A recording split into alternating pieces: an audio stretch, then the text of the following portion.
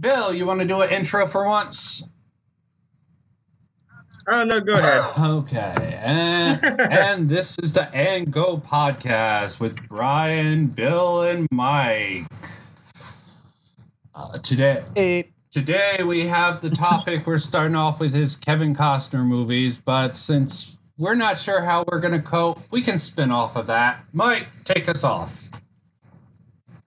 So, recently, I was sitting around the house on a day off, and I took a nap, and when I woke up, this movie called Mr. Brooks was on, starring Kevin Costner, and it got me thinking about his body of work overall. I thought it was kind of a different role for him. When I think of Kevin Costner, I obviously think of Dances with Wolves, I think of Postman, I think of Superman, I guess, Tin Cup, and he's almost always, either kind of a wise old man or some adventuring guy. And those unfamiliar with Mr. Brooks, and spoilers for Mr. Brooks ahead, he plays a serial killer. Does a really convincing job, I thought, as a serial killer. The direction was fantastic, so it's obviously not all about him. But I just thought it'd be interesting to. I'm looking over his IMDb page here, and honestly, he's done way more stuff than I was aware of, including The Highwaymen. I don't know if you guys caught that, the Netflix original, where it's him and Woody Harrelson hunting down Bonnie and Clyde. Yeah, I actually watched that not too long ago. It's actually pretty good. No, it looked really good, yeah, and I've heard good things. And this is a little surprising. Looking at the IMDb page, I didn't realize that The Bodyguard was after Dances with Wolves. For some reason, I kind of assumed The Bodyguard was. I don't think they were too far off, were they? No, 1 year apart. Yeah. And Robin Hood, Prince of Thieves, where I like the parody version much better. Dave Chappelle, back in the beginning when he actually did movies. Mwah. Beautiful performance. Now you're thinking of Men in Tights. Yes, I said the parody version. Yeah. Sorry, I'm already starting to try to spin this off because I cannot remember Robin Hood, Prince of Thieves too well. I remember it was like an epic action version of Robin Hood. And Kevin Costner did okay, but I like Dancing with Wolves, and I know I saw The Bodyguard, but it's sort of my brain tries to forget the chick flicky sort of movies, I think, as I get older. What to keep in my head, what not? Action, yes. Chick flicky things, no. I remember there was a few epic scenes in it, and of course that goddamn song, but the details are lost on me in time. Now, who do you guys think has more acting credits on their IMDb? Harrison Ford or Kevin Costner? Ooh. Just in terms of number of appearances. Would it surprise you to know that Harrison Ford has 83 credits to Kevin Costner's 62? How many? You broke up there. Oh, so 62 acting credits for Kevin Costner and 83 for Harrison Ford. Interesting. That surprises me. If I had to guess, I would have guessed the other way. Yeah. Yeah, because I think of Harrison Ford in Indy and Star Wars. That's like it. Well, look, I don't know, because he was in like Working Girl, and he was in like a lot of those kind of stuff, like, and Regarding Henry, and I feel like he went on that kind of like stint of movies through the like late 80s and early 90s. Harrison Ford also was definitely in Star Wars, which was in the late 70s. So and he had a starring role in that movie. If you look down on this list, 81 is when Kevin Costner popped up. And what roles does he have? Frat Boy number 2 in Night Shift, where hopefully he got killed like Kevin Bacon in Friday the 13th, his first appearance.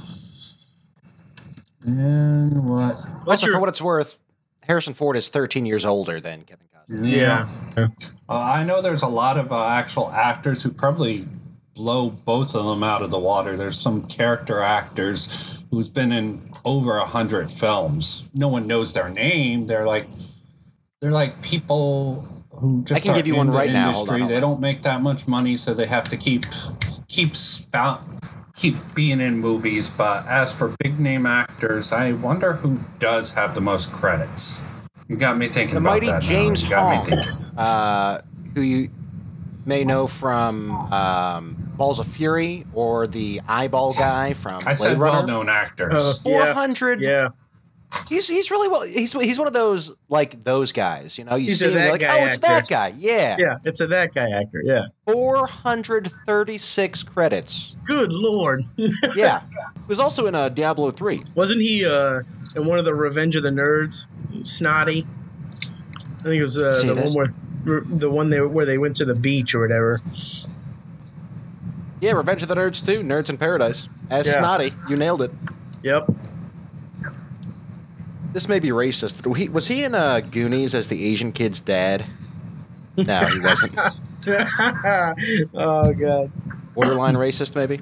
Yeah, maybe. I was gonna say, what's your favorite Kevin Costner film, Mike? Since you're talking about watching Mr. Brooks, how does it stack up?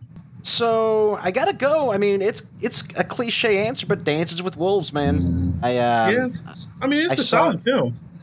It is. Yeah, I remember seeing it in middle school and thought it was all right, and then I caught it again on HBO about a year and a half ago. I actually watched it twice because sometimes HBO they'll play the same shit like kind of back to back. Tatanka Owachi, right? Tatanka. Tatanka, yeah, Talking yeah, about yeah. a cultural appropriation.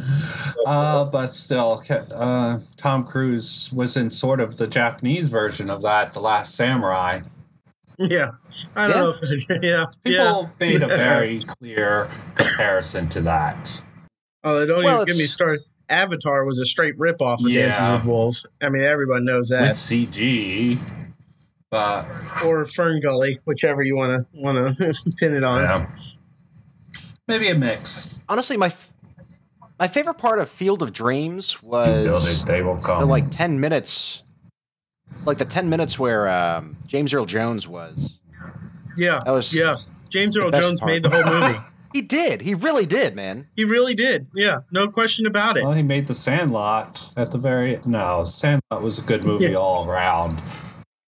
The great Hambino made The Sandlot. I mean, come on now. Untouchables, I think, Yeah. might edge that out for me. But yeah, Dances with Wolves is definitely up there. But Field of Dreams is a classic too. But The Untouchables is to me is probably one of his best.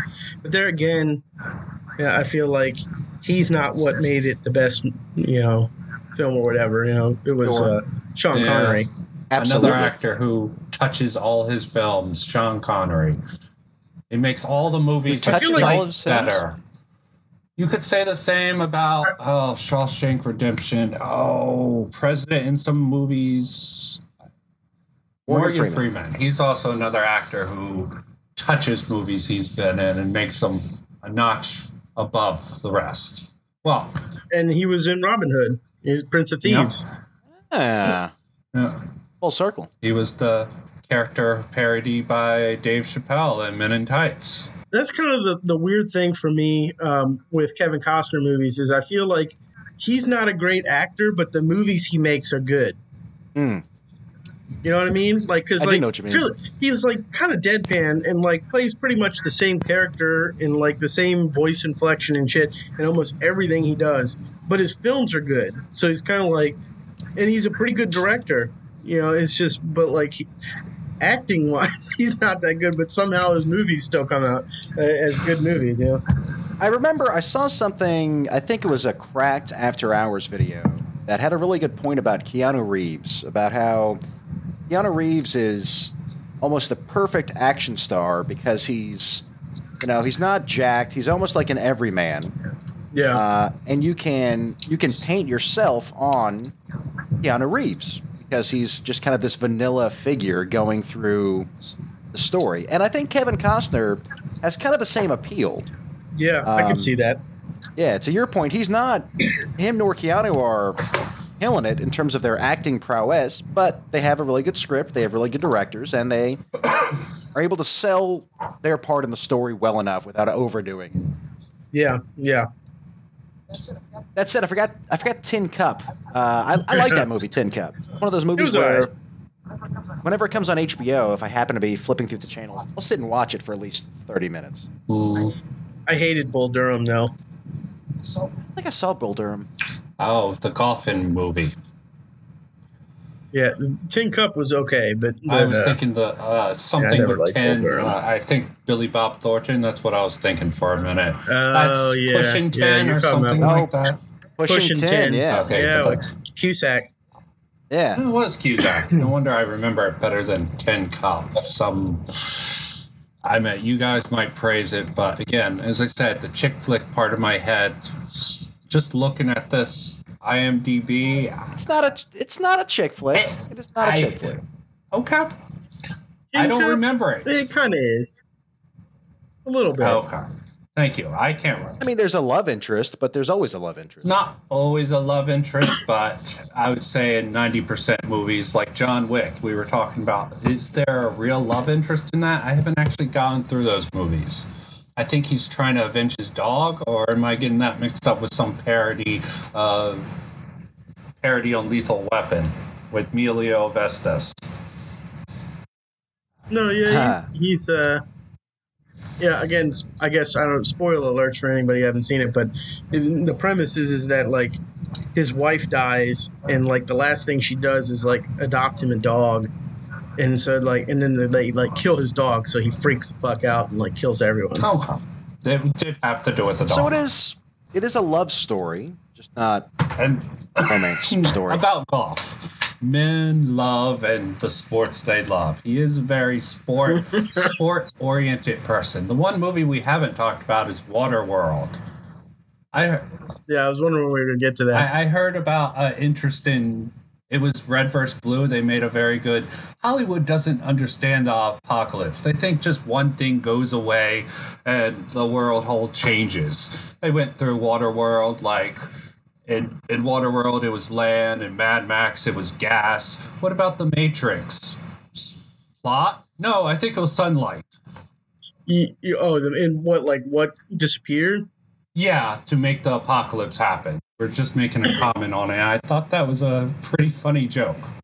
I kind of liked Waterworld, to be honest. Yeah, I don't know why everybody trashes Hollywood. Everyone in Hollywood trashes Waterworld so bad. I don't know. Like, it wasn't that bad of a movie. I mean, it wasn't anything like spectacular or award winning or whatever. But it was a solid film. I didn't see why everybody thought it was so bad. I think there's two parts to that answer. One, it lost money. So in Hollywood's eyes, it was a terrible movie. Yeah, I can see that. I mean, yeah. Two, I mean, that was 1995, so that was after Dances with Wolves. I think that was after The Postman. No, it was before The Postman. Before, I was going to say before. Everyone was expecting, I think, Dances with Wolves. Somehow. Yeah, I feel like there was a lot of criticism with Kevin Costner himself with Waterworld, like that he didn't pull off the action star well enough for what that movie was. I think he did all right, actually. Yeah, it wasn't his type. Probably what I didn't like about Waterworld is a personal preference. It had that desert feel. Why I can't enjoy Mike's favorite movie, Lawrence of Arabia. Just that desert feel just gets to me when I'm watching a movie. But that's my gripe with Waterworld. I feel like that's kind of the point, though. That's kind of the point of Waterworld, because you're just like, it's that level of desperation, Yeah, I'm surprised you don't like the desert motif in general, Brian. Sorry, it just irks my nerves for some reason. Is it because sand is coarse and irritating and it gets everywhere? I do hate the beach. So, for that very reason, pools are fine, beach, I kept meaning to watch 3,000 Miles to Graceland. That looked like a lot of fun. I've never seen it. So, kind of a flat topic. But, Kevin Costner, national treasure, cinema icon, at the very least, for Dances with Wolves and Field of Dreams, which, again, a little overrated. Ooh, maybe that's one we could do. What do you think are some overrated Kevin Costner movies? Oh, man. Well, I mean, to be honest, for me, The Bodyguard was a little overrated as a film. Sure. It was okay, but I feel like without Whitney Houston's song, like nobody would ever mention it. Absolutely. Totally agree with that. yeah, can't argue with that logic. As I said, very forgettable.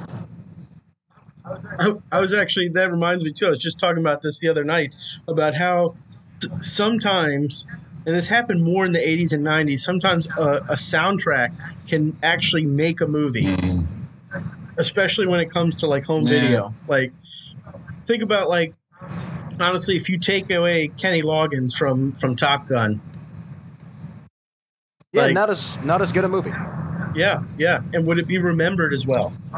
Probably not. I mean, if everybody wasn't like Danger Zone, you wouldn't think about it. Like, I feel like that happened a lot. Like, you take away like the soundtrack or even the score. Some like John Williams films. Like, if you take that away, like how much music actually does for some of these films.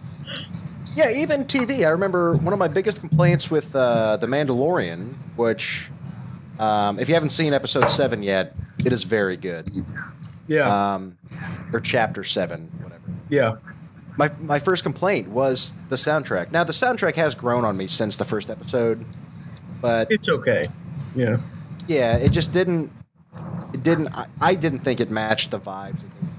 Again, lost me with the Mandalorian talk. I hear it's... Well, we're just talking about soundtracks in general. I mean, I can't really compare that. I guess soundtracks don't really enter my mind. When it's good, you notice it. When it's bad, you really just detract points from the movie. Like, that's not appropriate for that scene.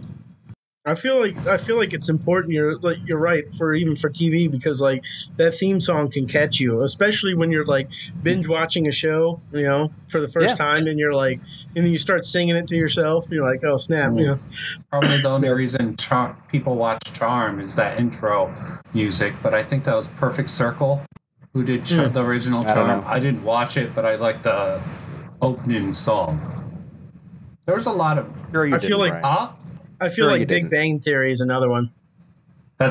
Like in its early years, I feel like that really catchy you like opening from Bare Naked Ladies.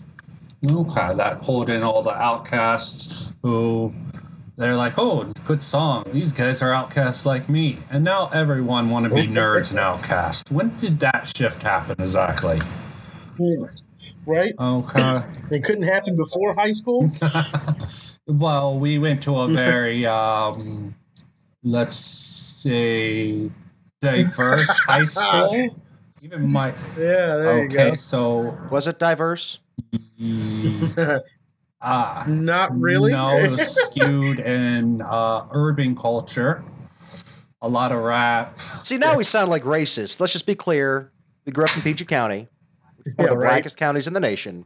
And we are 3, for lack of a better term, white men. Well, technically, you have the the Spanish half. My hot Latin blood. That's true, but if you meet me on the street, you're just gonna say, "Hey, that's a white guy." A dashingly handsome white guy. Sure. Yeah, actually, I have quite a bit of Native American. Yeah, I'm the only one who's just a Euromut here. Okay. German, Polish, Irish, English. I'm just a Euromut. But yes, we grew up with a lot more urban influence, is what I'm saying. A lot of. That's true. So our perspectives might be skewed on a lot of these comparison to typical white people. Okay. I'd like to think it helped develop us as people. Yeah, I mean, whatever your experience is, helps develop you as a person. Yeah, I had no problem growing up where I did. Yeah. And honestly, I because of the caffeine in cigarettes, I stopped growing at like 15. So I've been pretty much the same size. I never really had any problems. Not that I would. You know what I'm saying. So what movies, let's just talk general movie terms. What movies do you think encapsulated our youth? the best. I'm trying to figure out the best one for me.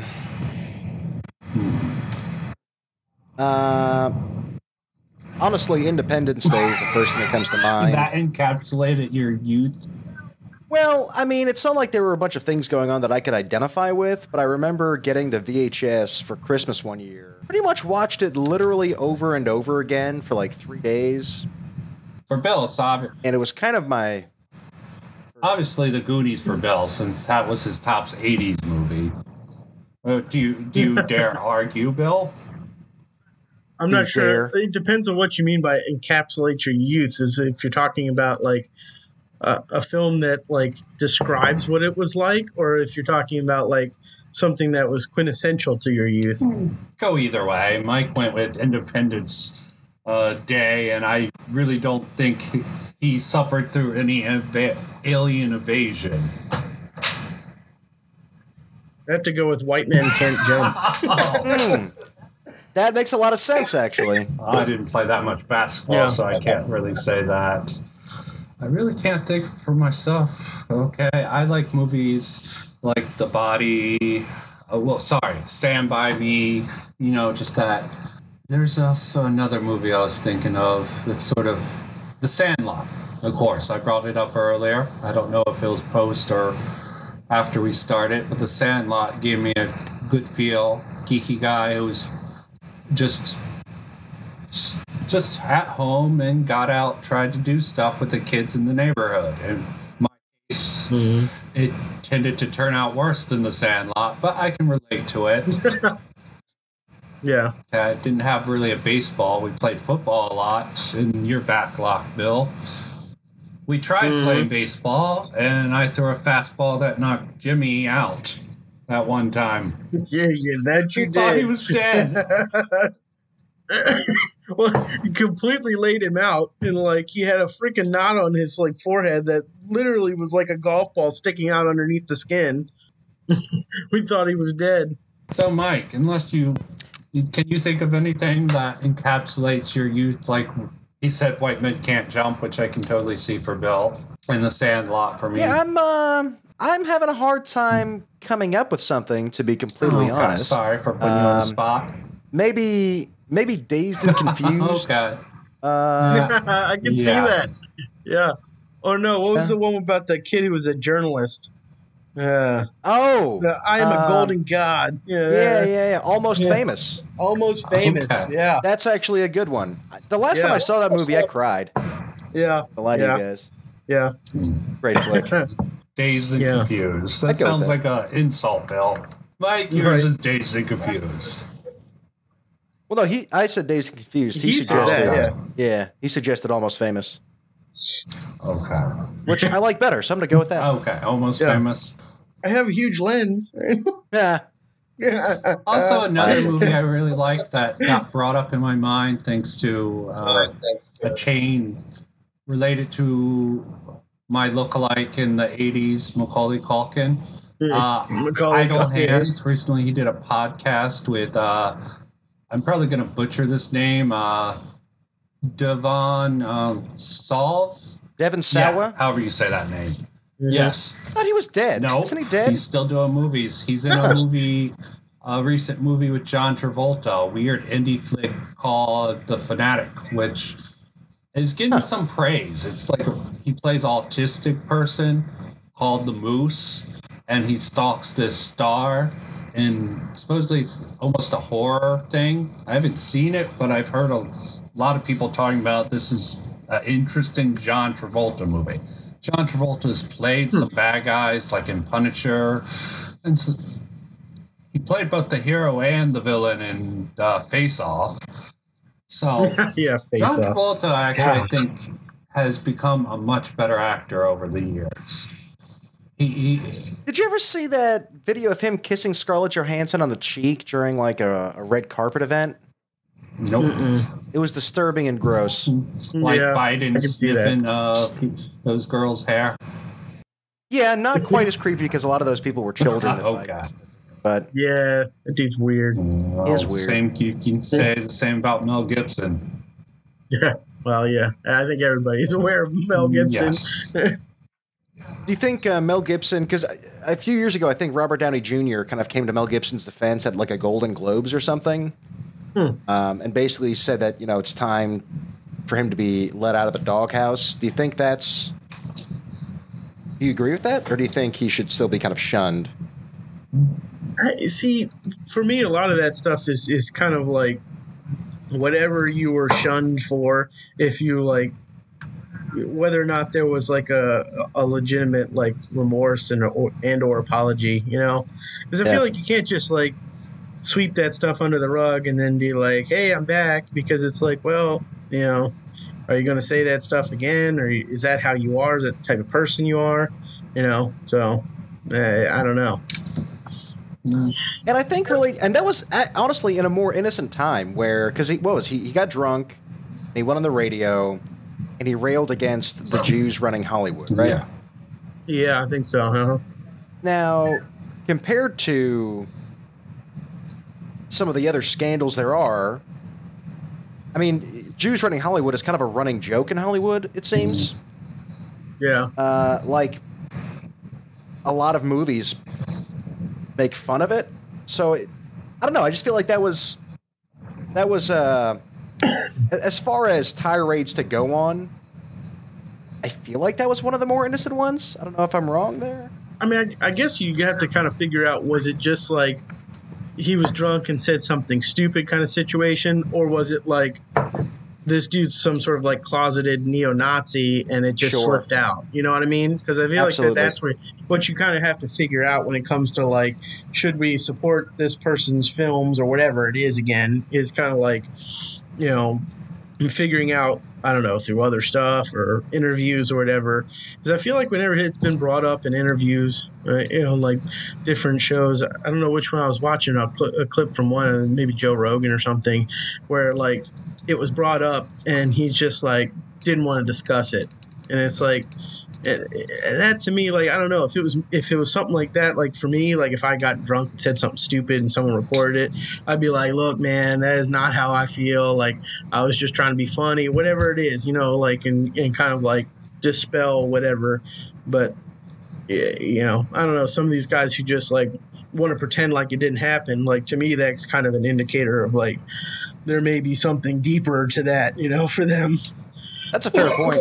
Yeah, I think those actor types in Hollywood who grow up through the system, like there's a whole bunch of sexual abuse over there. I think it messes up a lot of things and a lot of people, and they get into these roles. Wasn't he like in his the Last Temptation of not the Passion of Christ during that whole fiasco?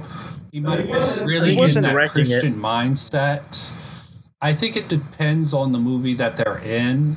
I mean, I don't think you should leave him down, but if he does another movie or does another thing like that, yes. But I also like Robert Downey Jr., and I think he probably has a better judgment on people in Hollywood than we do. So take it with a grain of salt. Yeah, I mean, I don't know, like, I'm not for, like, always, like, trashing somebody or whatever once they, but if they, like, legitimately are like, hey, sorry, that was just this one-time thing or whatever, then you can decide how long you want to, as it were, keep them in the doghouse. But for me, it's kind of like, well, have you like expressed that that's not how you actually feel about shit or not? I see now. I think he did say something about that once or twice, but my memory is Swiss cheese, so I could be mistaking it for a different actor apologizing for a different thing. Yeah, I don't remember enough about it to really make a judgment one way or the other. Yeah, I just think about, you kind of got me on that comparison between, are you pulling back the curtain and letting people see your inner hatred, or were you just saying something off the cuff that was in poor taste, Right, exactly. So I'm thinking about Tracy Morgan, because his whole thing, it's part of his act, but, the whole joke was if he found out he had a son that was gay, he would kill himself or kill the son or something. That was Kevin Hart, I think. Yeah. Was that Tracy Morgan? Yeah, I think that was. It was both. Oh, okay, I was gonna say. Yeah. Well, Black. But then you have. Well, then I think about Michael Richards, who, went on his old tirade at the Laugh Factory, dropping N-bombs, So with Michael Richards, I think that's pulling the veil back and seeing their inner hatred versus Kevin Hart and or Tracy Morgan making a joke that was probably in bad taste. Really? Because if you really ask me, I'd say it might be the opposite. Really? I don't know. Like the thing with Richards, like I've watched the clip and I've watched like him in interviews and like stuff before and after, and I don't know. I could be totally wrong, but I didn't really get that vibe from him. I think that he was trying to, in the moment, he was angry, and I think he was trying to like, I don't know, like use that as just kind of like a thing to be like ridiculous, and over the top in the moment. And I think he was like, oh crap, that means more to people than like I was thinking about, but I don't know. I could be wrong. Maybe he is racist. I have no idea. But see, to me, because in that clip, I feel like there's a turning point where, because he was dealing with a heckler and he was defending himself. But at one point, the crowd was still kind of with him, Yeah, even when he started dropping N-bombs, they're still, kind of laughing and clapping. And then he said, like, if it were 70 years ago, he'd be hanging from a tree. Yeah, that's kind of over the line. Yeah, no doubt. Be one thing to joke like, oh, I don't know, something mildly racist but funny would have done the job. Now you're talking about lynching the guy. Yeah. No, I honestly don't remember seeing that part of the clip, and I may have just seen a shorter version of it, to be honest. So sure. I didn't like deep dive into it. And that's why I say I got he could be racist, but it just kind of had that feel that like, oh man, he dropped the N-bomb to try to be like, to try to feed it back to the heckler in the moment, and it was way more than he thought it would be. So, but maybe yeah. Well, in my opinion, Michael Richards is such a shit actor. I don't care. He should stay gone. It's not like he has a substantial body of work like Mel Gibson or any of these other fuck-ups like Kevin Hart or even Tracy Morgan to some extent. Not the biggest fan of that man, but I'm not going to judge him on old tweets or old jokes. And Michael Richards can just stay the hell away. Hopefully he has a good, lucrative career or whatever he's doing. Out of the limelight. A lot of that shit, it's very like weird and very tough because like you've walked this like thin line in this gray area of like the separation between like entertainers like work, body of work, and then their like personal lives, and also that like their freedom to have their own thoughts and expression versus like, especially in like our strictly capitalist society, like of the purchasing power of what we consume, whether it's TV, movies, other things, like, and how we spend the dollar. Because I hear the argument from both ends, because there's some people who are like, oh, such and such said this, boycott them, and then on the other side they're like, well, they can have their own opinions, you should separate that out, and blah blah blah, and there's all these other people who like make this film or whatever that you have to consider too. And so it's kind of like always back and forth with those things with people. It's hard to kind of draw that line. Yeah, no, I totally agree. I want to derail this example train I always like right to think now, about is but John I think Lennon. we're being John Lennon, kind of a terrible human being. Not that I want to derail this train, but we're being rather misogynistic, only talking about the males in Hollywood. Is there any scandal among females? I have to wonder. And what real females think would equate to Kevin Costner and Mel Gibson and all these other people? Well, Amy Schumer had a lot of controversy for stealing jokes. Yeah. Okay, but I never thought that happened recently. I never thought she was very funny. Yeah, no, me neither. Maybe because we're guys. Yeah, women seem to stay out of. I don't know if it's because the women of Hollywood just have more sense about them. Yeah, or if it's because, I mean, maybe it is still a man's world and no one really cares what Emma Thompson has to say or whatever. But yeah, I feel like most of the scandal surrounding women in Hollywood is about like wearing something from a sweatshop. Oh, okay. There was the whole was it Scarlett Johansson who was in the standalone, the anime thing? Sure. Ghost in the Shell? Ghost in the Shell, yes. Ghost in the Shell, yeah. Supposedly she was... See, but that's not really her fault, is it? That was the cast. She didn't cast herself in the movie. Yep, and she ran into another one of those when they had her play a trans man and people were outraged, so she sort of like, okay, not doing this role. There was, I don't know if it was real or not, but there was something circulating, some hacked email where someone fielded the idea of Sandra Bullock playing Harriet Tubman, the upcoming biopic. There was actually a scandal around the woman who played Harriet Tubman. Supposedly she's like African, and some people found problems with her views. It was a non-scandal thing. Same thing with Batwoman, Ruby Rose. She wasn't a pure lesbian. She's bisexual or something like that, and people were outraged that she wasn't a full-on lesbian playing a lesbian role, but these are little fish comparison to what we're talking about with the men. See, again, this isn't stuff that's happening because of something they said. It's just them playing certain roles. They don't seem to understand actors can play any roles. I guess like Winona Ryder being arrested for shoplifting. I mean, sure. Yeah, but there again is not something they like said. Yeah. Drug. Oh well, you have Roseanne. Yeah. The racist comments with Roseanne. Original Roseanne was actually good. I tried to watch the new Roseanne. Not really. No, that's a great example though of a woman that fell into hot water for. What was her tweet? She called someone a monkey or something like that. Yeah.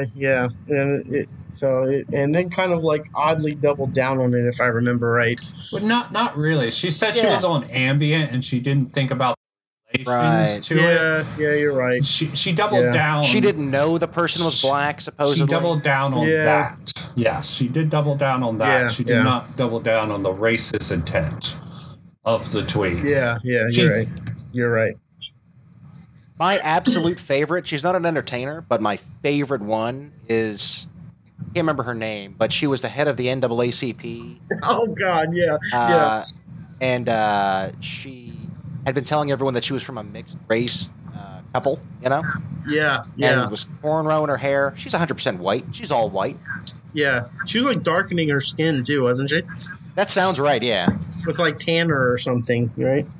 Fucking insane. I mean, can you imagine that being your life? Every day you wake up and you're putting on some facade to keep your job? We all wear a mask, metaphorically speaking, but you know what I mean. We all wear masks.